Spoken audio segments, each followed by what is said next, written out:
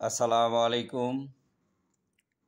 প্রিয় দেশবাসী, প্রিয় বন্ধুগণ, পৃথিবীর যে প্রান্ত থেকে প্রতিনিয়ত আমার ভিডিওগুলো দেখেন এবং আমার কথাগুলো শোনেন, বিশেষ করে আমার ফেসবুক ভেরিফাই আইডি থেকে এবং আমার ইউটিউব চ্যানেল মুজিববাদ টিভির পক্ষ থেকে আপনাদেরকে সকলকে শুভেচ্ছা জানাচ্ছি। প্রিয় বন্ধুগণ, প্রিয় দেশবাসী, আমরা আজ একটি সংকটময় অস্তিত্ব বিলীন হয়ে যাওয়ার বাঙালিদের অসাম্প্রদায়িক চেতনায় যেই উজ্জীবিত বাঙালি, সেই অসাম্প্রদায়িক বাঙালিদের বাংলাদেশ আজকে যেন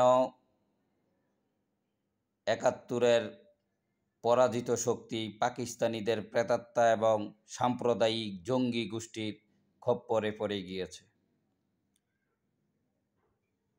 প্রিয় দেশবাসী, প্রিয় বন্ধুগণ, আপনারা আমার আজকের আলোচনার বিষয়ের হেডলাইনটি দেখে হয়তো বুঝতে পেরেছেন কি বিষয় নিয়ে আমি আলোচনা করব। সম্প্রতি ৫ আগস্টের পর বাংলাদেশের যেই চলমান অবস্থা, সেই চলমান অবস্থায় আপনারা যদি লক্ষ্য করে থাকেন, দেখতে পাবেন বিশেষ কয়েকটি কাজ কিন্তু মিশন এবং ভিশন কিন্তু হচ্ছে এবং সেই কাজগুলোকে অত্যন্ত গোছানোভাবে মেটিকুলাস ডিজাইনের করছে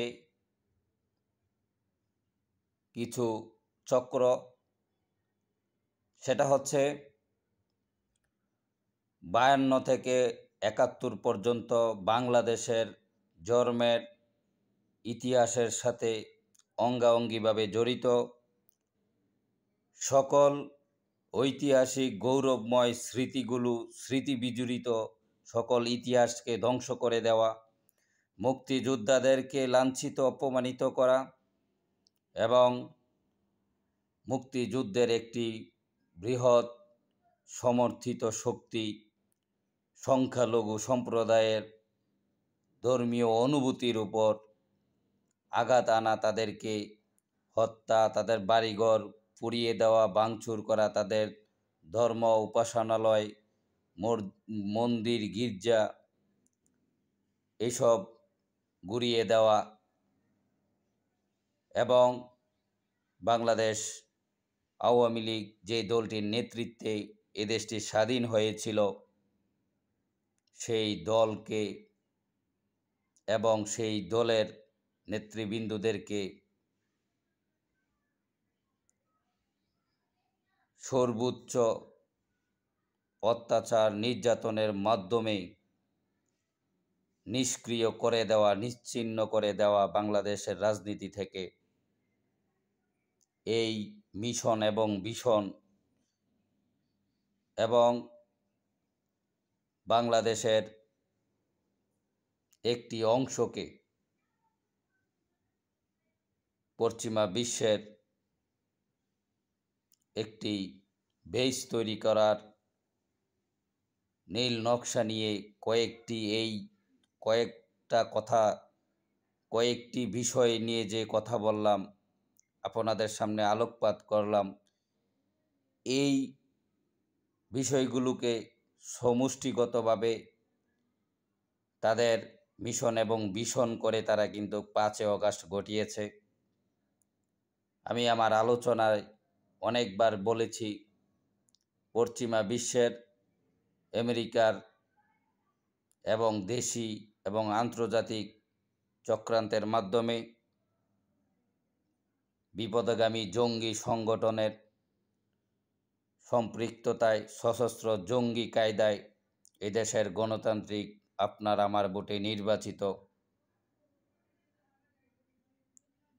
সেই আওয়ামী লীগ সরকারকে উৎখাত করে বাংলাদেশের ক্ষমতার মসনদে জঙ্গিদের মদতপুষ্ট ওই পশ্চিমা বিশ্বের দালাল, পশ্চিমা বিশ্বের এজেন্ডা বাস্তবায়ন করার লক্ষ্যে যেই দালালরা 5 অগাস্ট ঘটিয়েছে, তারাই আজকে কিন্তু ক্ষমতার মসনদে বসে আছে। প্রিয় বন্ধুগণ, 5 অগাস্টের পর মুক্তিযুদ্ধ এবং মুক্তিযোদ্ধাদের সর্বোচ্চ অসম্মান, লাঞ্ছিত, অপমানিত, নির্যাতন, নিপীড়ন সহকারে 52 থেকে 1971 সাল পর্যন্ত মুক্তিযুদ্ধের গৌরবময় গাথা, সকল ইতিহাস ধারণ এবং বহন করা সকল স্মৃতি বিজড়িত সরণি, জাদুঘর, মিউজিয়াম সবগুলো ভেঙে চুরমার করে দিয়েছে, যেন আগামী প্রজন্ম মুক্তিযুদ্ধের ইতিহাস চর্চা না করতে পারে, ভুলে যায়। এবং সংখ্যালঘু সম্প্রদায়কে যদি নির্যাতন, নিপীড়ন করতে পারা যায়, তাদের সংখ্যা যদি আরও কমিয়ে দেওয়া যায়, তাহলে এই দেশে ওই মৌলবাদী, জঙ্গিবাদী, উগ্রবাদীদের একচেটিয়া আধিপত্য বিস্তার করা যায়। সেই লক্ষ্যেই কিন্তু তারা এগুচ্ছে। সেই লক্ষ্যেই সম্প্রতি ঘটে যাওয়া ঢাকায় অবস্থিত যে বিজয় সরণি, মুক্তিযুদ্ধের শুধু ইতিহাস বহনকারী নয়, আন্তর্জাতিক মাতৃভাষা দিবস, 52 ভাষা আন্দোলন থেকে 69-এর গণ অভ্যুত্থান, 70-এর নির্বাচন, মুক্তিযুদ্ধের নেতৃত্বে ছিলেন যেই অস্থায়ী মুজিবনগর সরকার সহ 71-এর মুক্তিযুদ্ধ এবং মুক্তিযুদ্ধের পরবর্তী সময় ওই পাকিস্তানি পরাজিত শক্তির যেই আত্মসমর্পণ, জাতীয় চার নেতা, জাতির জনক বঙ্গবন্ধু শেখ মুজিবুর রহমান সহ জাতীয় বীরশ্রেষ্ঠ 7 জন বীরশ্রেষ্ঠ সকল মুক্তিযুদ্ধ এবং ভাষা আন্দোলনকে কেন্দ্র করে সকল ইতিহাসের ধারণ বাহক স্মৃতি বিজড়িত সেই বিজয় সরণি বুলডোজার দিয়ে ভেঙে গুঁড়িয়ে দিয়েছে। তার পাশাপাশি আপনারা লক্ষ্য করেছেন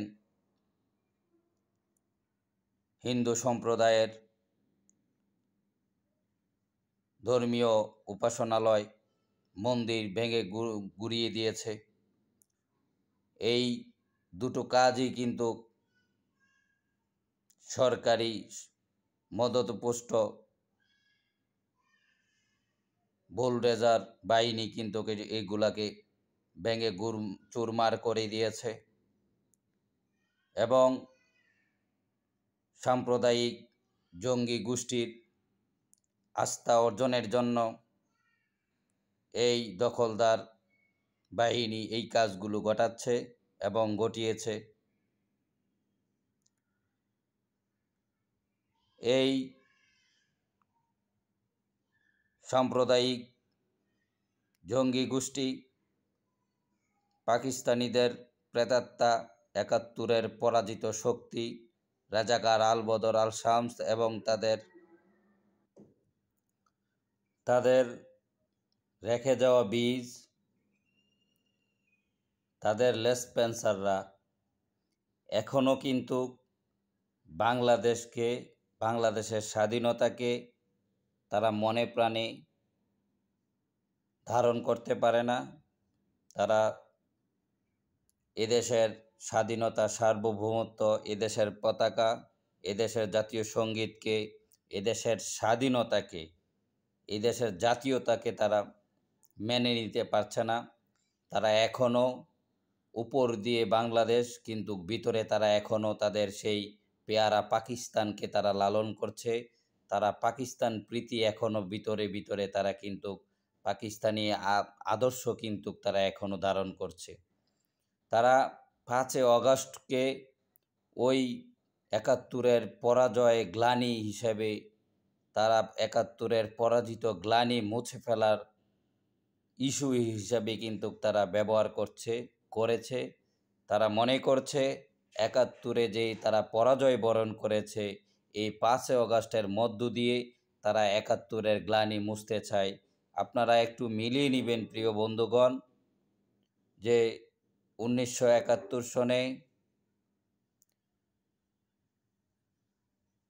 রাজাকার আল বদর আল শামস তাদের যেই কর্মকাণ্ড আমরা ইতিহাস থেকে দেখতে পেরেছি, জানতে পেরেছি, পাকিস্তানি হানাদার বাহিনীর যেই কর্মকাণ্ড আমরা ইতিহাস থেকে পেয়েছি, জেনেছি, শুনেছি, আজকে 5 অগাস্টের পরবর্তী সময়ে সেই আপনারা তাদের সেই চরিত্রকে ইতিহাস থেকে যদি মিলিয়ে নেন, তাহলে এখানে বিন্দু পরিমাণ আপনারা কোনো ফাঁক পাবেন না, অমিল পাবেন না।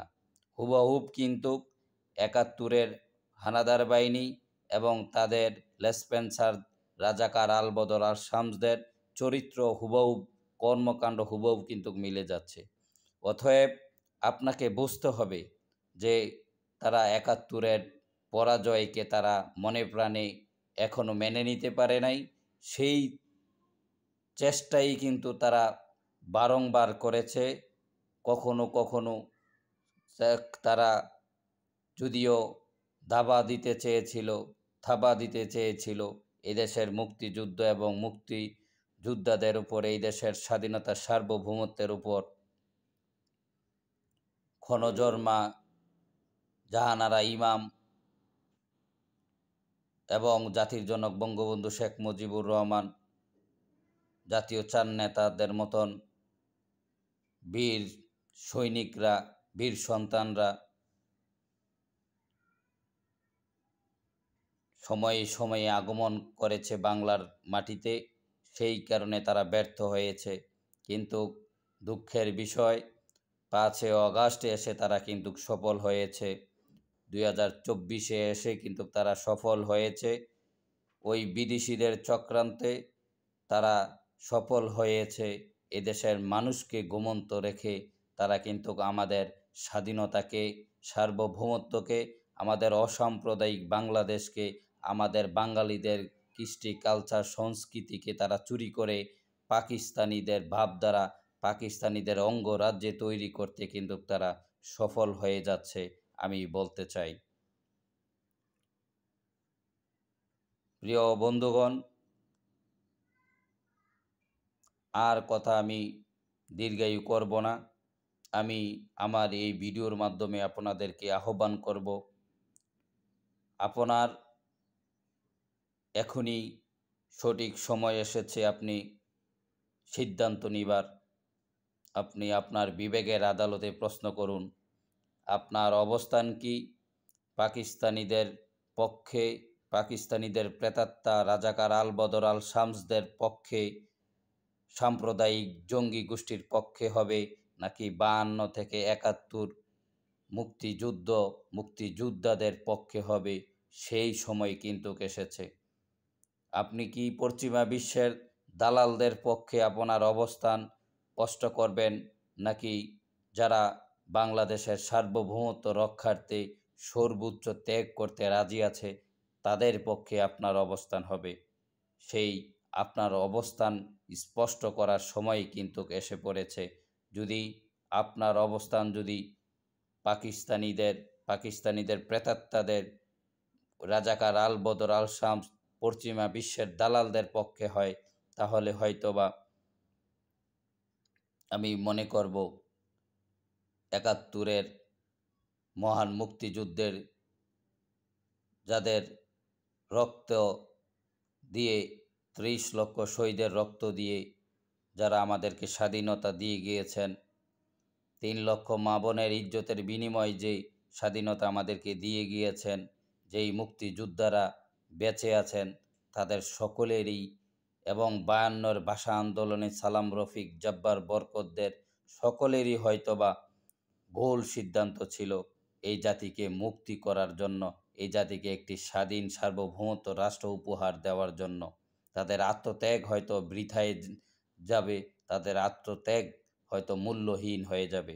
আর যদি আপনি মনে করেন ভাষা শহীদ ৫২, ৬৯, ৭০, ১৯৭১ এবং মুক্তিযুদ্ধ এবং মুক্তিযুদ্ধ যদি আপনার জাতীয় সঙ্গীত, আপনার স্বাধীনতার সার্বভৌমত্ব, আপনার পতাকা যদি মিথ্যা না হয়, মূল্যহীন না হয়, তাহলে আপনি আপনার অবস্থান মুক্তিযুদ্ধের পক্ষে অবস্থান স্পষ্ট করে আপনি গর্জে উঠবেন, আপনি আন্দোলন করবেন, আপনি প্রতিবাদ প্রতিরোধ গড়ে তুলবেন রাজপথে এবং সোশ্যাল প্ল্যাটফর্মে।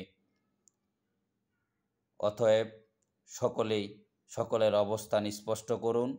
সকলে সুস্থ থাকবেন, নিরাপদে থাকবেন। আবারও কথা হবে। জয় বাংলা, জয় বঙ্গবন্ধু।